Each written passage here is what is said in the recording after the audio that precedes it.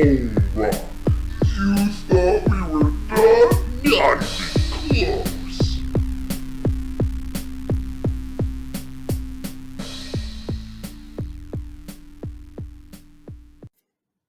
All right, so we're talking about the deep stuff. Deep conversations here. I guess with the host, Sean Neese, me, co-host Harrison Storms. And we got our guest today, Amanda Sansoucie. And she was on my old... Oh, she's in California, right? That's where you are right now. Yes. Yeah. Yeah. So it's how are things? Well, it's like now it's like daytime there, right? It's like yeah, just about. It's starting to set. We're only a couple hours behind. Yeah, you were on my old show BSing with Sean K, but that episode we were talking about like sleep paralysis and how you had you talked to shadow people. Or, like there were shadow people in your dreams. Yes. And do you still hang out with the shadow people or? No, they've left me alone for a little while. I've had like a couple experiences, but nothing like it used to be.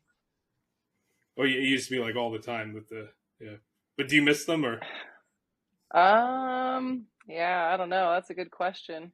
I guess it was kind of exciting, but it's nice having like a solid night of sleep. Yeah, I was going to say, Sean, I feel like she would be happy to not see the shadow people. Yeah. Getting a good night's rest is always nice. So something about loud voices in your head kind of starts to feel a little crazy after a while. I don't know. Never nice. Never nice. Right. But So yeah, go ahead. Oh, go on. What were you saying? No, go for it. I was just going to say that, as far as that seems to have dimmed down. It's like ever since I had my son, I don't know if he took it in and that poor kid struggles with it now, but it's kind of left me alone a lot. That's an interesting way to see it, actually. I find that interesting how you feel it would be passed down, which I understand that. My mother feels like she's a medium and she feels like things happened less when she had us as well. Yeah, my dad had kind of like visions and like insights into things, and I feel like some of that was passed on to me. So. Oh, really? Yeah, I had never thought about that. But my son's dad, his mom is actually, she had a lot of crazy stuff, and she had kind of worded it that way where she felt like a lot of it had left her and went into her kids, and they had a lot of crazy experiences, and it calmed down for her, and it took a while for it to build back up to where it was. So I guess getting to the topic of the podcast, you mentioned that you grew up on a reservation. So I just wanted to start with like what tribe did you grow up in, and what were your early experiences learning about like mental health and indigenous communities? Yeah, so I grew up on the Chemehuevi reservation, which is in Southern California. We're right along the border of Arizona. American Indian? Mm-hmm. That's awesome. Yeah. I'm Len Iletta Pete. Oh, nice. Where's that from? Jersey. Oh, Jersey. Oh, the cold where we're part. from, yeah. Those are a whole other breed of natives out there. Absolutely, I bet. Continue though. My apologies. Oh no, you're good. Yeah, we're all desert dwelling folk out here, but growing up on that reservation, it's kind of like it's really common to grow up with pretty much everyone you grow up around has gone through something traumatic, whether it be like child abuse, sexual abuse, alcohol, drug abuse. All of that is pretty common and rampant on a lot of reservations. There's not a whole lot of opportunity on most of them. We're pretty fortunate in the fact that we're right along the water, and that makes a huge difference whenever it comes to mental health and just like small enjoyments. And we're right next to a city, but there's some that they're kind of a lot more isolated, and it's really common for that kind of stuff to kind of go on, and it just becomes the norm. Dang. Oh, that's interesting, actually. And I know that while like all the different tribes, like there's a lot of cultural differences between the tribes, and they have different languages, a lot of them, like there's certain similarities. Like there's a communal aspect to it, and like can that be helpful with the mental health? With in some ways, like they have a community, and like there's kind of like community support. Yeah, so I mean, it definitely makes a big difference. I know that like a big struggle a lot of Indigenous communities have is the fact that like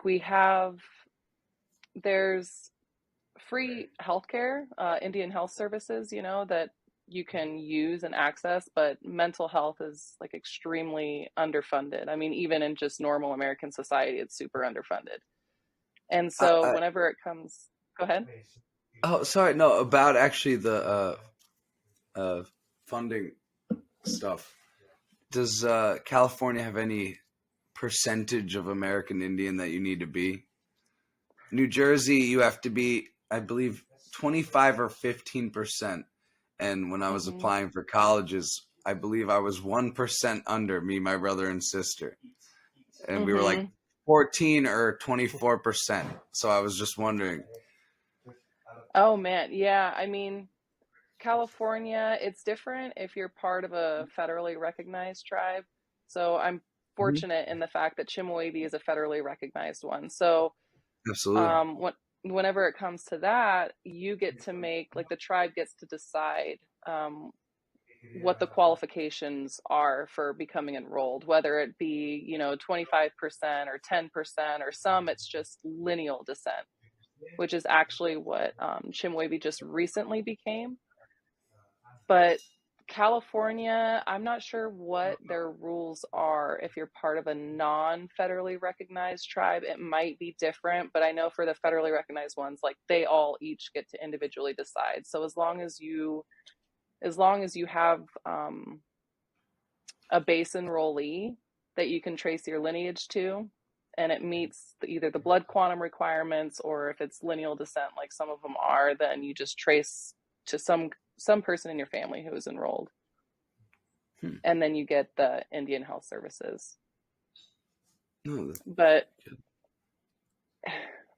yeah, it's unfortunate because even if you get those, like it's great for simple things like dental work and you know that type of stuff, which I never realized absolutely. was as expensive as it is. Right. But No, honestly. yeah, no, I had no idea how much that stuff costed until I started talking to people about what they pay. But whenever it comes to mental health services, like some tribes have been able to implement culture into their practices, but usually the tribe has to take over their healthcare system, which can be really expensive and sometimes really difficult for tribes to do. I bet. Um, so for tribes like Chemehuevi, we have to go based on whatever the funding allows for. Wow. Hmm. And then it kind of reinforced, like there's the issue with the substance abuse, but then like the mental health issues, the lack of opportunity kind of contributes, like they kind of reinforce each other. Yeah, yeah, and I mean, there's definitely every tribe is different, but there's definitely been like an increase in mental health of those tribes who really brought back their old cultural practices and start relearning their language and their traditions and everything else. Some still struggle with that. Of course, there's always going to be, you know, issues no matter what, just because of the trauma that a lot of families have been through. Like I think it's often forgotten how recent that history was, you know, as far as like there's people our age that have had their grandparents were forced into boarding schools. And so that trauma kind of carries on the family line, just like if one parent has an abusive parent, oftentimes, you know, that one, the child will become an abusive parent or maybe a lesser abusive version, but it still just carries on. Absolutely. And do you think that the fact that like there are so many different tribes with like the different cultures and everything has been kind of in a way made it a challenge for it to be, I guess, like one voice for like the native community as far as like getting I guess getting more help with these kinds of things, because like I guess like every tribe is kind of different, like its own nation in a way. But I know they interact with each other a lot too, though, and everything. Yeah, so I mean, it depends. I think there are a lot of issues that tribes really unite on. Like I know environmental issues are a big one, water conservation and things like that. It's usually pretty easy for tribes to connect on. And I know there are a lot of tribes really working together, even though there are some cultural differences, they still work together as far as like implementing programs that are beneficial for American Indian or Indigenous communities, like in general, overall, which there is that overwhelming knowledge that when you bring culture and tradition back, things tend to improve in the communities because they have a bigger sense of community and purpose and meaning, essentially. And has that been was that like something for you? Like, have you been exploring? Did you explore more your roots and the old traditions as you got older? Like, what was your experience with that? Yeah, I mean, I was definitely um, more a part of it, I felt, as a kid. And then as I got older, and as a lot of us got older, it kind of started to fade out. There were a lot of things that we did on the reservation when I was younger that were common practice. Like we would have our gatherings, we would have all these things that kind of brought the community together. And then it was like as I got older, it just kind of started to fade out. And now there's another revival of it, and people are trying to bring it back. Um, because, while some families were able to hang on to the language, like as far as my tribe goes, there was really only two families that held on to the language and that would teach it if people were willing. But then there's also always like family feuds that go on. So if you're part of this family and we don't like you, we're not interested in teaching you the language or teaching you this. But now I think that because there's such like an awakening of sorts of the importance of it and just the need to teach anybody who's willing, it's starting to come back. Personally, I don't know any of the language, unfortunately. My grandmother was one of those people that was taken as a child and put into a boarding school. She forgot her language. She didn't practice her culture. She kind of became very like just resentful of everything after that. And she just didn't want much to do with people in general, I guess you could say. But then Absolutely. as she got older, she wanted to, bring her kids back, my mom and my uncles and aunties all back to the reservation and just get them kind of like back into everything. But the tradition aspect was something that was lost in my family anyway for a long time. Hmm. No, that's actually, I don't know. I like that story. It's cool, interesting, and heartfelt. Yeah, Yeah, I there's agree. there's just so many layers to it, and there's And I can tell you can even keep going on and on about it if you not no offense at all, please. Like, yeah, no, I'll take that as a compliment. Yeah, you it's know, just there's some things where it's just like you kind of question how deep you want to get into it because so like on reservations things are also very political. absolutely. So Okay, so yeah. uh, no, my Lenni Lenape family from Jersey. Well, it's my father's side of the family, and his father and brother. So my great uncle and my grandfather, or my my great uncle and my grandfather were both on a reservation for a while, and it was just very interesting. All the stories we heard. I mean, I was raised on a farm once they owned a farm in New Jersey, so it's a little different from a reservation, but similar the way my father raised me in ways. But um, we always believed in like the sun as our god, like the Lenapes believed, because it gave us life. It gave us everything we need instead of something we've never ever seen in our lifetime. So we were just raised no religion besides the one that our Native American heritage was taught. So that's how I was raised, and that's why I was so happy that Sean told me about a Native American guest. Mm-hmm. Oh yeah, he thought this was a good topic. So.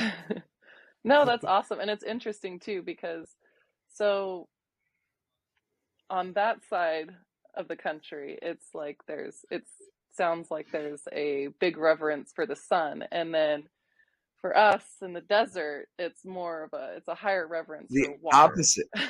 Yeah. Absolutely. See, no, We're the all thing is, about we like have plenty of water and mountains over here. You yeah. guys have flat land and too much sun. So Mhm. we look for the heat. We're Yeah. like, yes, give us the sun. You guys are like, oh, fuck this shit. Yeah, I'm sick of you, man. Like, Yeah, we'll take the cloudy days. We'll take some water in that's these funny. parts. Yeah. That's cool. Yeah. I'll find my cactus. Right. I Just a heads mess up, you don't want to drink that on a really hot day. Yeah. It will I ruin bet. you. Oh my god. But Sean, yes, keep going with the next question. Yeah. So when you interacted with members of other tribes and you met people from other native tribes, like what were some of the cultural differences you noticed? Well, we just found one out right now. Yeah. Sun versus water. Literally. But Yeah, equal respect, but yeah. Um, I mean, my personal experience has mostly been not really big cultural differences between the tribes, because there's a lot that we do unite on. It's usually just old history feuds. Like there are neighboring tribes that usually have feuds with each other because of either way before it became colonized, it was just always kind of like, a battle for territory, or it was I was after about the to say military came in. there Yeah, were even and then fights for like, oh, this is my part of the river. Like yeah, and if you're too territorial, and you're not willing to share resources, it becomes a feud. But exactly. mostly, yeah, like with our neighboring tribe, I know the feud seemed to go back to when the army came out here. It was whoever sided with the army first, and that happened to be our neighboring tribe. And so there's kind of a feud that goes on. And it's something that I guess is kind of interesting now that I really think about it, because like growing up, you always hear stories about, oh, well, so our neighboring tribe is the Fort Mojave, and the Fort Mojave and Chemehuevi, we work together on a lot, but there's always been just like a bad taste in each other's mouth. And then the more that I'd ask about it, like, what is this about? And you'd hear all these old tales of, oh, they kidnapped the chief's daughter and, cooked her, ate her. I mean, crazy stories, like cannibalistic All stories the or whatever. tales. And then, yeah, I don't know how much weight to give it, but you hear these stories of these feuds, but then you also read up on the history and you find out that, well, they worked at the army first, and we were kind of Oh one of wow. the last struggling ones that didn't, and would just, That's interesting. use guerrilla warfare to kind of attack them in the areas where we could, and then get what we can. And so there's like layers to the feuds that go on between tribes. And then of course there's also the aspect of, some tribes feel that others aren't as native as the other ones, because some, they have higher blood requirements. They've held on to their tradition and their culture a lot longer and a lot better. And it kind of becomes a thing of like, who's the most, So it really just depends. It depends on the topic, it depends on the issue, and it depends on how close the tribes are, is what it seems like. That's actually interesting. So, in getting back to mental health, I know that I read that sometimes people seek, like, they still consult spiritual. There's still spiritual advisors within the tribes? Like I know,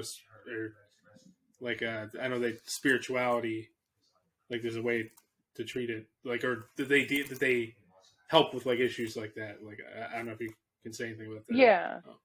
Yeah, no, that's another thing that it really depends on the tribe. So for us, like we don't have any medicine people really left in our tribe, but there are others that do, and they do continue their practices, and they do still, find medicines and gather and everything else.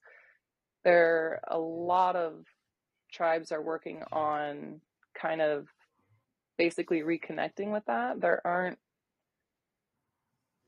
a whole lot that really practice it to the extent that it used to be. So they kind of just start going in, the typical Western medicine direction. And whenever it comes to Indian health services, it's hard to take the traditional treatments and like mental health aspects and implement it into actual programs that can be funded. Because like I was saying before, it's just funding it's pretty limited as far as what they'll actually cover. So traditional, Western medicine is easy to fund. There's always the basics it goes in. But whenever it comes to implementing culture and tradition, it becomes a little more difficult.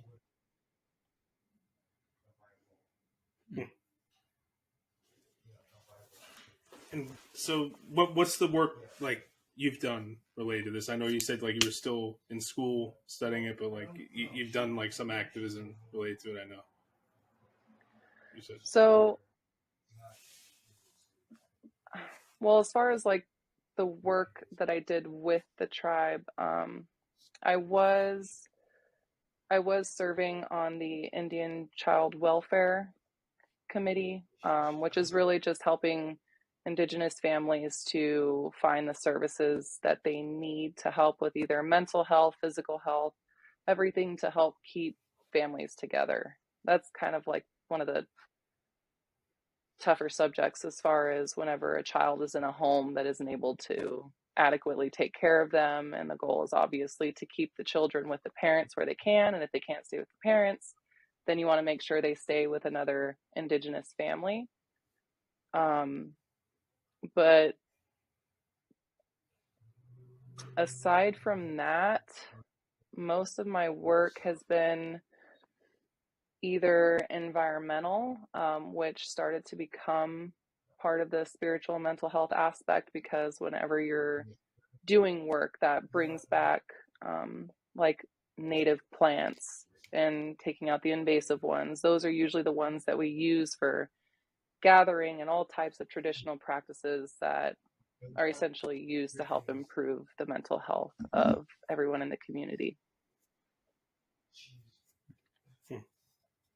So you've also been involved with like the environmental like issues and stuff like that were affecting Native communities. Like, what about like there was like the pipeline and everything not too long ago that it could access. Yeah. Like that was a big one. I didn't make my way out there. A lot of people from my tribe did make it out that way.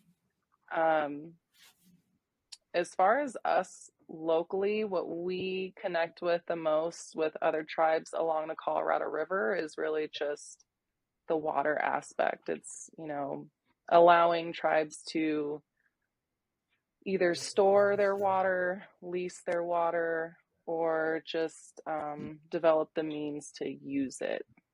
Because right now, if the water isn't used by tribes, like as far as Chemehuevi goes, the water that we've been allotted, if we don't use it, it goes to the Metropolitan Water District, and they get to sell it, lease it, do whatever they want with it. It just becomes wasted, essentially.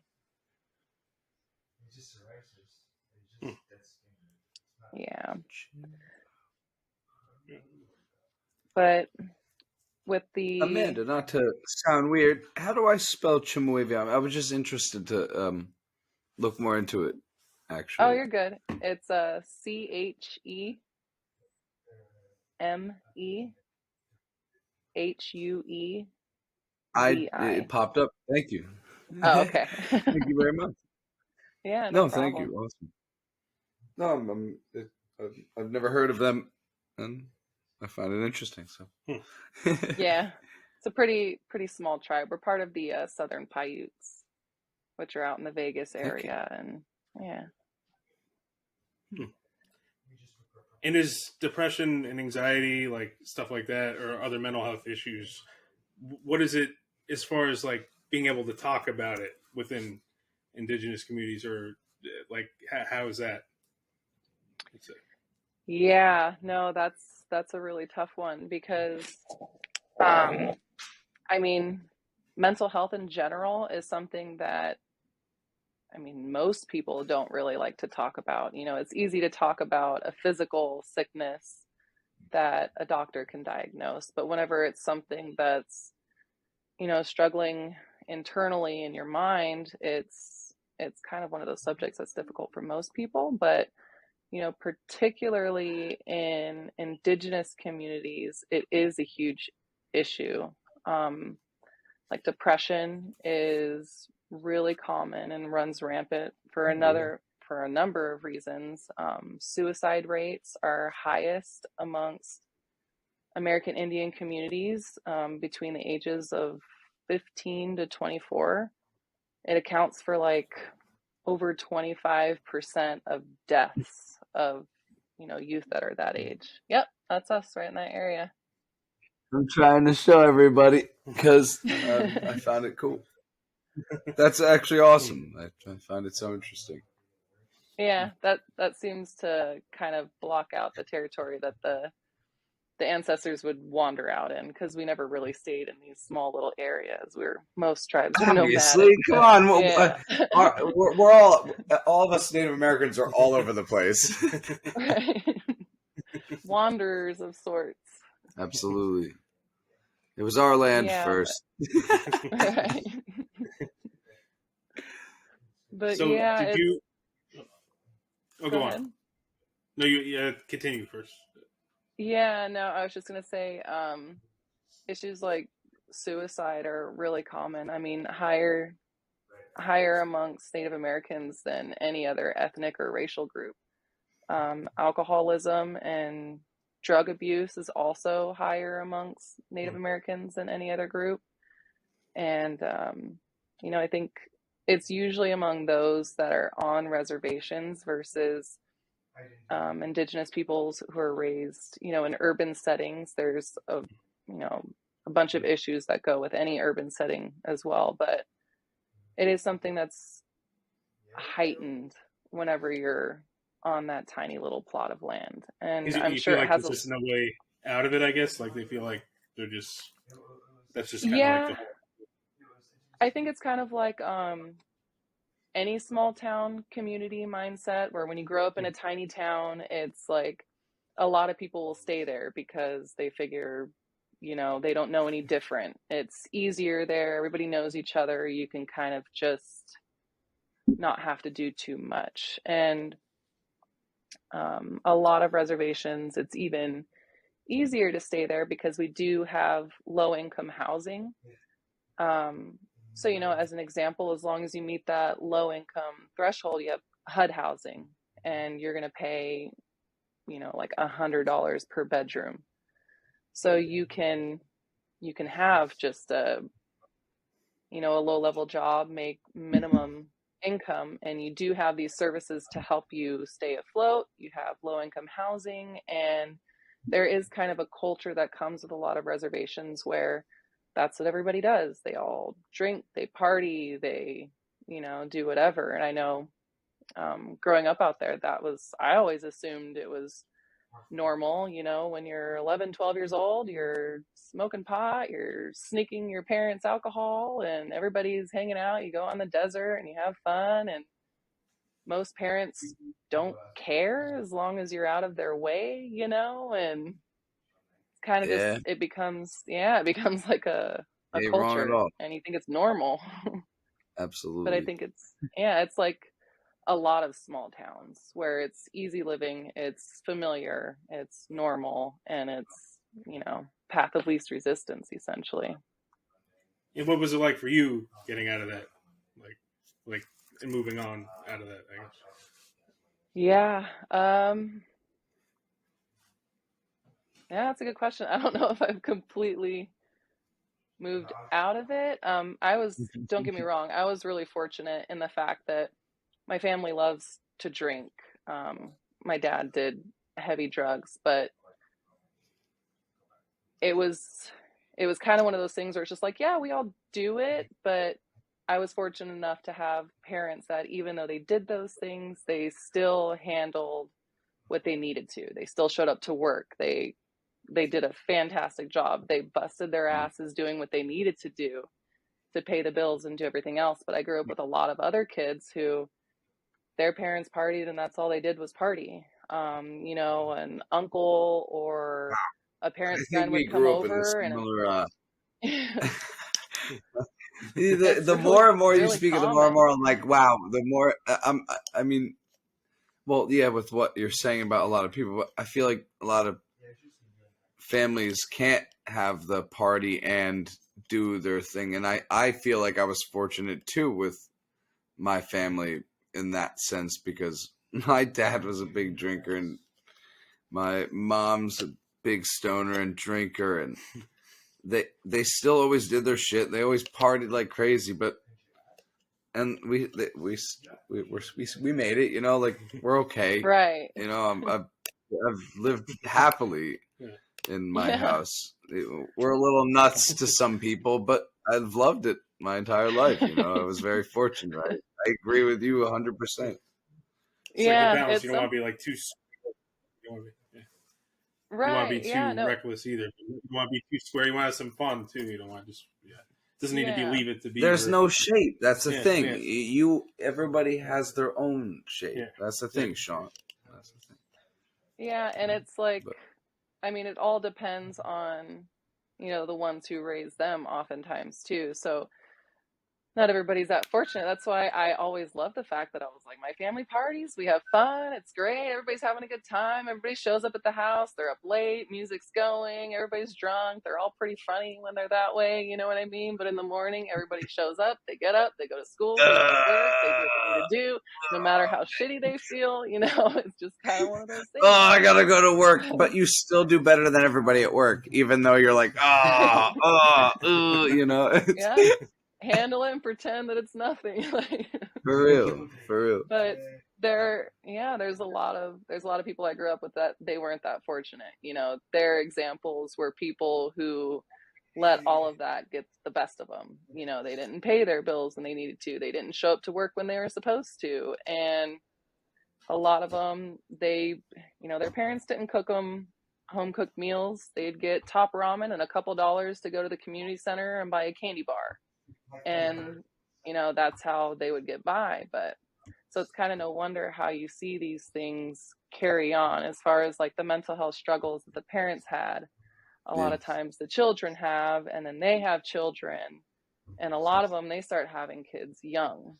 Most of my friends that I grew up with started having kids at 14, 15, 16 years old, kids having kids. And then the cycle just keeps going. Yeah. I have a random question for you. As a Native American, did you have any birth symbol or animal symbols or? No, not personally. Like the hawk is really big in our family. Or like Um, that's cool. That's awesome. Or did they give you any month, or is there an animal to symbolize the month of birth or anything? not that I know of. Yeah, I just know that hawk is really common in our family. that's cool. As far as like my personal connection with animals, Very, I very connect with strong coyotes. bird. One of the most dangerous birds. Like, What'd you they say? are, I yeah, missed they're survivors. that. Absolutely. So, what do you think could be done going forward? I guess to make things better for the indigenous communities as far as mental health and everything else as well. Yeah, that's a good question. I've been thinking about that a lot. I think the most obvious one is always reviving culture, tradition, and language, because that's what helps connect people to their roots and understand who they came from and everything they went through and the fact that they survived it. When you consider, that it was near genocide, even without the cold-blooded slaughter, there was all these diseases. I mean, smallpox and, all the others that came with it. I mean, that had, over a 90% death rate of every native person that it touched. Like, could you imagine if COVID wiped out 95% of your entire population? That'd be insane. Like, the survivors, that's a whole other That's beast insane. to even survive just It that. really And is then you insane. factor in, and then you factor in like the war aspect and the battles that would go on for land and, food, even just having the right to hunt in an area that was always there. But I think aside from culture and tradition, there always has to be this discussion of mental health and what kind of brings a person to where they are. And I feel like that goes for any ethnic or racial group that's been through something really difficult. You have to acknowledge what was done, appreciate those who survived that allowed for you to be here, and then make it an open discussion on how people can work together to really address the issues that are unique to each group. Because while we've all had some kind of historical trauma or, any kind of struggle along those lines, there's also those things that continue in the day-to-day life. And just, it's not, I've noticed for a lot of minority groups, people that I've talked to, like, they don't go to therapy. Therapy isn't something that is common, accepted, or expected. Even when someone goes through something extremely traumatic and it's court ordered, it's still something that is like, only if they're gonna, give me a check mark for not doing it, will you show up and do it. But because it's so taboo, I feel like that's the thing that really needs to change. It's just being willing to discuss the issue and then finding programs or building programs that are unique to each community to help them kind of work through it. But did you find, like, amongst each other, like, growing up, like, were people able to talk about things with each other, like, if they had something going on, like, even if they didn't go to therapy? Yeah. I mean, when you're kids, you're a lot more open. Like, most of the stuff I know about everybody I grew up with, it was all shared when we were kids, because we'd all talk about, oh, mom or dad did this or uncle did that, or, whatever it was. It was just common. Everybody talked about it. Everybody shared their stories. As you get older, I feel like that's when kind of the weirdness sets in. That's where people start feeling like they have to protect their cousin who did something they never should have done, or protect their uncle who did something they never should have done. Like, that's where people start feeling like they have to pick a team rather than a cause. And I've been that there kind recently. of Sean knows. yeah. Long story. Yeah. We'll go into it on the Yeah. podcast. Yeah, I feel like it becomes a lot more difficult as people get older. And I feel like it's because as you get older, you see all these people being protected for what they did. And when you're a victim of it, there's a weird subconscious way that you rationalize and justify, and you try to naturally see the good in the person and try to pretend like, this injustice that was done to you, you try to pretend like it never happened. And that's what you do. You protect each other, and that's family, and we don't want to ruin them. And honestly, like with the Native American family, like I feel like, and well, like I said, my father's dad, so my grandfather and great uncle were the Native Americans, but my dad was a military guy, so I kind of had the mix of a military and Native American. So it was Oof. a weird mix. It was I got the love and peace from the I can't even describe it in a way. The mix is kind of undescribable because I was, I say yes sir always, but we had the Native American ways aside. Like it's hard to explain. Like I don't know. I can't describe it at the moment. I feel.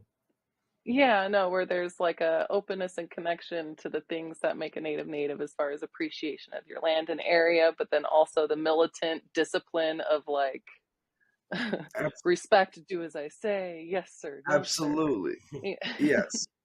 If he was on the battlefield, he would have been the Apache chief, If that was my father, where his father was the one who passed the peace pipe at the fire, Right, like, hey, look, there is another way. This is our way. We believe in that up there, It was very interesting being raised with. Well, and then my mother's side, but that's not our topic right now. But there's also a lot of natives that are joining the military too. I know, like especially like the Cherokee, like the tribes that were like also the tribes that were Oh like yeah. warrior tribes. Oh yeah. Honestly, Yeah, any you think about Native like the code Americans, talkers and everything John, else, it was really common. any Native American history, they have warriors. It's if you look into them, they all have the first ever weapons in the United States lands. Like they all have a side type of warrior. But besides the ones who were actually pacifists, but they were more rare and they were up more north, not east and west. They were closer to Canada, and they actually most of them even go to Canada. Ended up going to Canada, which is interesting. But if you look into the Native American history of the north, east, south, and each side of the United States, it's completely different cultures, which is interesting. Just from our culture, I have the sun, she's the water. It's hot and cold. It's east west. 4 seasons in one season all year with 60-degree weather. Two seasons of the year. I mean, even though it's not even classified as 2 seasons. I don't even know what to call it. I'm not from California, but I have a few friends from there. It's the same. We get hot and what's cold to us. Exactly. What's cold to you is nice to us. Probably a spring day for you guys over there. It's literally spring for us. Probably 60-degree, 65, 70. That's cold for y'all. Yeah, that is a little chilly. That's about what it was today, and I was wearing a jacket outside and a sweater underneath. in the cold in like 40-degree weather, and that's like okay to me. Well, that's still cold for a lot of people here, but I'm also like, well, there aren't too many Native Americans in the area, and we're kind of used to the weather, I feel. So, what was the military like for some natives ever like a way to kind of leave the reservation, like or? Yeah. I mean, for sure it was. It was a way to leave the reservation. It was a way to like provide in a world that was still pretty foreign. It was a way to try to, earn respect and merge with like this whole new culture that has come in and told you everything you knew was wrong. I know we've had a lot of people from our tribe who were in the military. I wouldn't say that they came out better people from it, but I feel like that might be something that's kind of like questionable depending on what your role was in the military for most people. But it definitely was a way to escape the reservation and kind of build a foundation that you probably felt you might not be able to any other way. Because really, when you think about it, when all of that was taking place, there really wasn't a whole lot of value that was placed on natives. You're seen as just this savage subhuman that doesn't know anything. And so we need to re-educate you. We need to kill the ones who won't be re-educated. And we need to put you on these little plots of land that we have deemed to be, useless. We're going to put you there and tell you to make use of it. And so I think for a lot of people, military was like a way to escape that and a way to find some kind of path. Yeah, and I think that's also common like in rural areas and urban areas as well. Just kind of a way to. I found that interesting too, because I always felt my father was trying to get me to go to the military too, but I ended up not. Yeah, it's something that, like, especially why do a lot of people join the military? They join it because they're unsure of what they want to do, or maybe they have a military family, so they feel that's what they're supposed to do. Yeah. As some people, it's totally. patriotic, but a lot of people, it's a free education, and you find, You find it you really get to is an travel amazing thing. Yeah. And I've always also, this is completely, it's in topic, but I feel like the NFL superstars should be getting the payment of the military, where the military should be getting their pay. Yeah, no, I wouldn't The ones disagree. fighting for our country should deserve that pay. That'll happen when they turn wars into reality TV shows. That's when they'll start getting paid. Yeesh. The same. I know it's dark. Sadly, but like, or when it all just becomes a war world. There's a reason where why they no target pay, communities no for pay, recruits. nothing. It's just gonna go back to, Welcome to War is a Game, sponsored by Right. the military industrial complex. Who are we going to invade and steal their resources today? Oh, that country? Saudi Arabia committing crimes? Don't worry, they're our ally. We'll just focus on the ones who aren't serving our interests. Those are the evil ones. I'm telling you, everybody would be watching it, and that's the messed up part. And it's a stark fucking reality when you really think about it, because that's why positions like the NFL, why they get paid top dollar. It's literally advertisement. If they were to turn more into a reality TV show, it'd be like kind of like the movie Gamer, right? Yeah. No, yeah. Except you're not playing them, but you're betting. You'd be betting Player, on the soldier that you. I know the movie you're talking about. It's Gamer has Gerard Butler. Yes. It's called Gamer. Pretty sure, right? Gamer. I thought so. I was thinking where you of had two movies. Player One. Or player. There are I know there's a few movies that are like it now, where you get to, it's basically a live sim. Yeah, exactly. But, yeah. You could even freaking call the one Spy Kids movie or whatever that was. I don't even know if it's Spy Kids. I don't think I've seen that one. Yeah. No, I don't know. Yeah, but it's almost kind of like that for like, it's like a drone operator. Because it's like so stupid, like impersonal, like the way they're doing it. They're killing people. Yes. Playing a video game like in a separate place. Like, I don't know. There's just like I think there's like kind of a detachment with it. Like if you're operating a drone, it's like. Mm-hmm. So, yeah. Yeah, I think I can't remember the details as far as like implants or an injection or something that allows them to take remote control of your body. Who's that? Something like that. Gamer. I'm pretty sure it's Gamer. But yeah, no, I do think that the military was a form of escape for a lot of Indigenous people, especially, like I said, with just the lack of opportunity and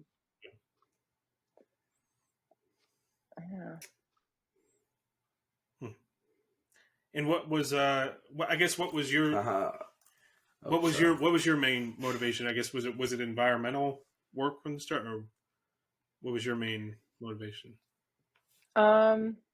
No, I've always been interested in mental health issues. I think it was more of just like an interest before I realized what the interest was. Like,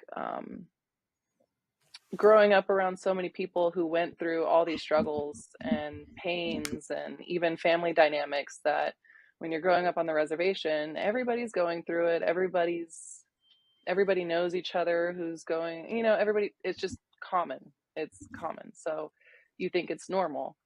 And it's something that I always, I guess, on a level thought was normal, but felt was wrong.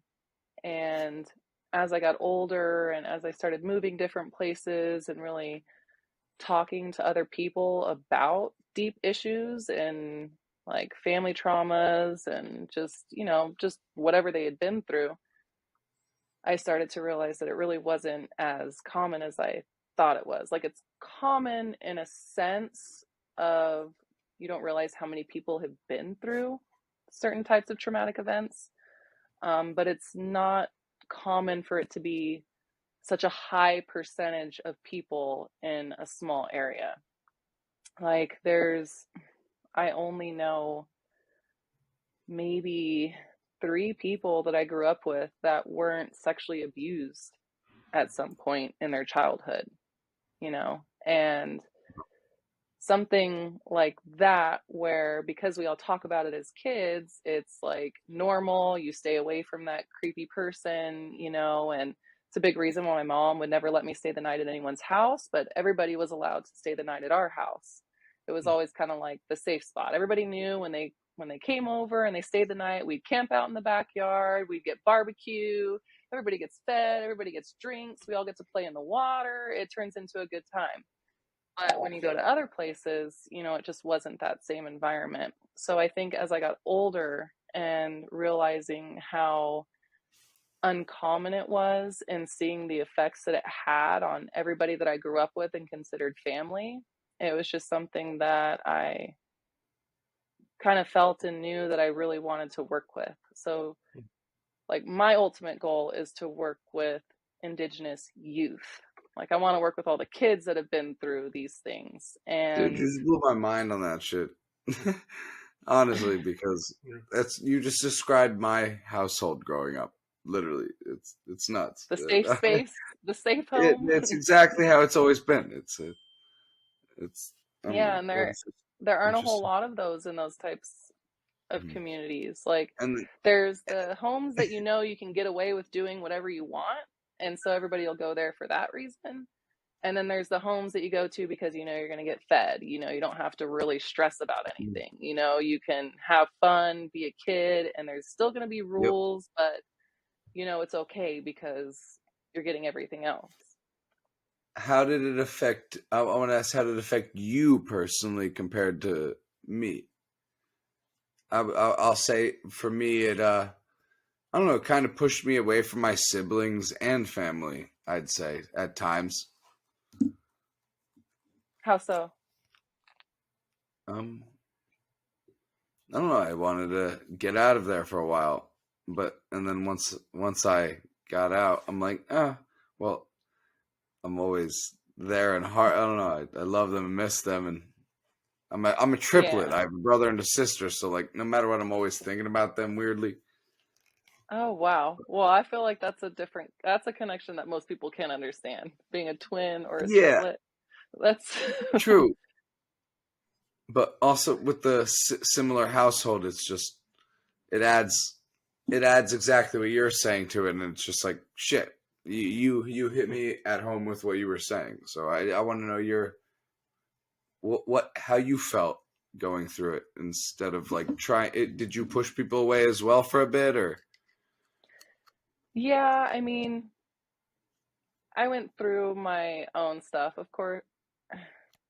I went through my own stuff. I was very fortunate compared to most people I grew up with.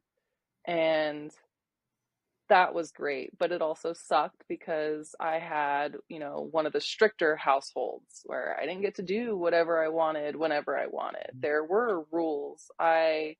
If I snuck out, I got in trouble. It was like all these little things that Shoot. I was a little resentful of as a kid. As I got older, I obviously appreciated it and I understand it, especially now as a mother. But I, growing up in that tiny little community, it was something that I did always want to escape.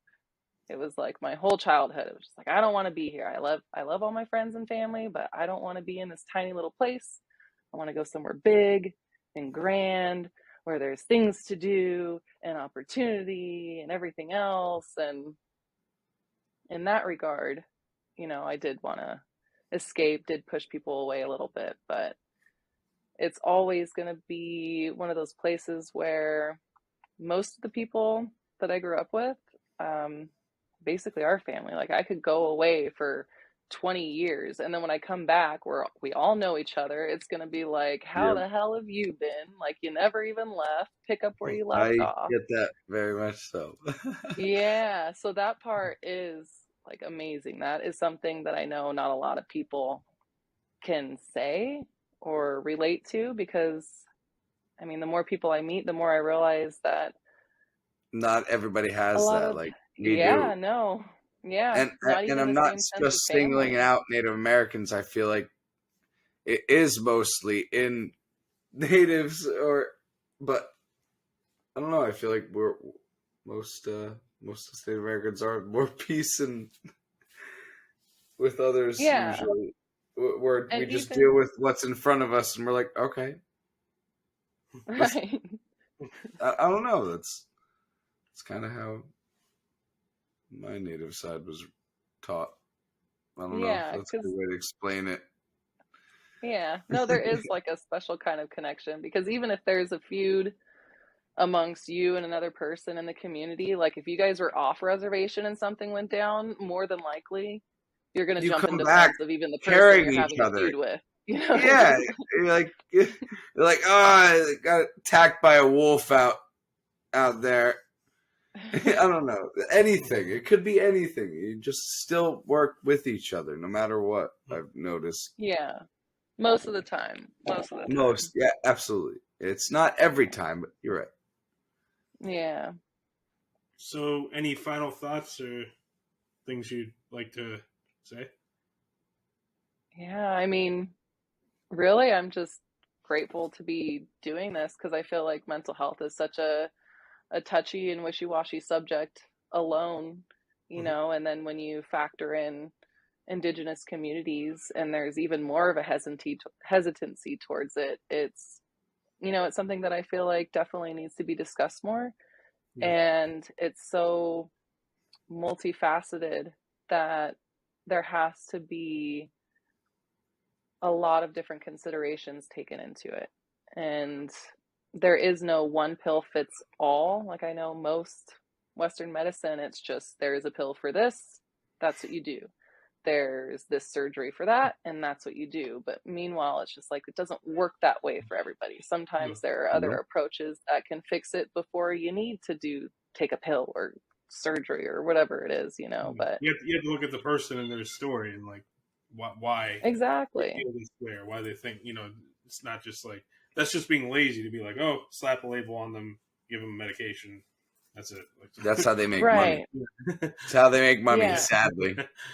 And unfortunately, it's how they're trained. And Yep. when it comes to mental health in Indigenous communities, a lot of the times it's non-native people coming in, non-native psychiatrists or psychologists or therapists. They come in and there really isn't that same level of understanding.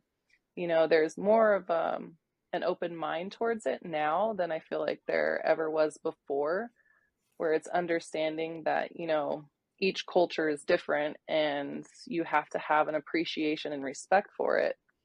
But it does make a big difference when it's an actual Indigenous person who's either treating the community or implementing programs in the community. And that is an area that unfortunately falls short. So just kind of getting the topic and subject out there is, yeah, I really appreciate it. Yeah, definitely. Yeah, that's what we do on this show. Absolutely. Talk about the big things. Talk about Yeah, the I deep love stuff. it. Yeah. Amanda, you have been awesome. Yeah, definitely. Yeah, Thank it'd be you. great. And You I'm guys totally too. going to look more into your Native American culture since I'm a total history and Native American nerd. Oh, there you go. You're gonna dive into all of it, huh? Dive into the deep Yeah. stuff. That's what we do. Yes. Yeah. I don't know if we were expecting to talk to two hosts this time because my old show was just like, BSing with Sean K. Yeah. Yeah, It no, was, you're good. You did respond that you were getting your other host in line, so I was like, oh, okay. I was kind of mentally preparing for there. Yeah. nice. So I appreciate it. Yes, thank you. Yeah, no problem. Yeah, thank you. All right. Well, we'll have to keep in touch. Yeah, Absolutely. definitely. This has been the Great. host, Sean Neese. The whole Sean Neese from the BSing with Sean K. Yeah. And now it's a little more loose to the because like the BSing was more like, this question, this question, this is like a mix of that and like. We want to try to make a little more fun out of it. A little more fun out of it. Yeah. So that's Tonight why, that's why I cloned myself, and now there's another short Jewish guy. Well, he doesn't like to call himself a Jew, but like, this is how I have to do it from now. Yeah. No, I feel like you should you be can put on wearing a this. fedora. Yeah. I need a fedora. Or we could switch roles. There I can you wear go. like the For lion character. claw thing he has. Yeah. But all right, man. Thank Great you to so have you on Let's much. Talk. Yes, Yeah, no and problem. then if there's anything else ever that you guys want to talk about, just let me know. I know it's kind of difficult to reach at first. Work's been a little chaotic, but Shit happens. on. Right. It happens. You're good. Yeah. Yeah, cool. All right. Well, you guys Have a take good one. care. It was nice chatting with you. Yes. Yeah, definitely. Bye.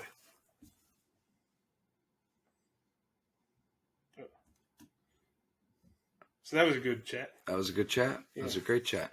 We're still recording. We're still recording. So Yes.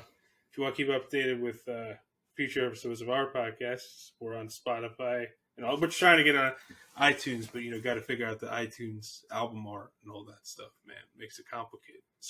Scratching the beer. Yeah. Scratching the beer. Yeah. But maybe, maybe I'm sure we'll have her back for other shows because, like, she also, I know she posts about a lot of other stuff. Like, Amanda was really definitely. cool. She was Good really guess. I really had no idea about the total Western culture of Native Americans. That was interesting to see one little part. But again, oh my God! By the way, this is our new Buddha guy. Yeah, we got Buddha. I kind of like Buddha in the background there. Yeah. I was wearing my jacket the whole time, man. The signature deer man jacket. Now it's getting hot. He's ripping his jacket off, and we're still alive. Still alive, man. Yeah. Fuck it, we'll do it live. We'll do it live. We're Bill O'Reilly now. We'll going do like, it live. fuck it, we'll do it live. We'll do it live. We'll do it live. Fuck it. We're doing it live. But hell yeah, that was a good episode. that was a good episode. Thank you, Amanda, again. Yeah, thank you, man. That was a great episode. Great to chat. It's been great talking It's been deep. great talking to you. Diving deep into the deep stuff. Hell yeah. You thought we were done with the deep stuff? Not even close.